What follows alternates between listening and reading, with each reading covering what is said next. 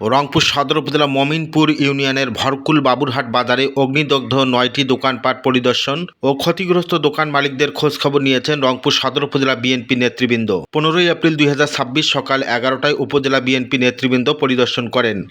এ সময় উপস্থিত ছিলেন রংপুর সদর উপজেলা বিএনপির সভাপতি শাহজাদা শাহ মোহাম্মদ মাসুদ রানা, উপজেলা বিএনপি সেক্রেটারি ব্যবসায়ী সমাজসেবক, মমিনপুর ইউনিয়নের চেয়ারম্যান প্রার্থী আমজাদ হোসেন সরকার, মমিনপুর ইউনিয়ন বিএনপি সভাপতি আরিফুল ইসলাম রাজন, সেক্রেটারি শাহেদ আলী, সাংগঠনিক সম্পাদক মোস্তফা কামাল, যুবনেতা শাহিন আলম, আরিন আহমেদ মাসুদ, মমিনপুর ইউনিয়নের প্রশাসনিক কর্মকর্তা মতিয়া রহমান, ইউপি সদস্য দুলাল হোসেন। পরে উপজেলা প্রশাসনের পক্ষ থেকে সহকারী কমিশনার ভূমি দুলাল হোসেন, পিআইও মমিনুল ইসলাম অগ্নিদগ্ধ দোকানপাট পরিদর্শন করে ক্ষতিগ্রস্ত দোকান মালিকদের নিত্য প্রয়োজনীয় খাদ্য সামগ্রী প্রদান করেন। উপজেলা বিএনপির পক্ষ থেকে অগ্নিদগ্ধ ক্ষতিগ্রস্ত দোকান মালিকদের সহায়তার আশ্বাস দেন।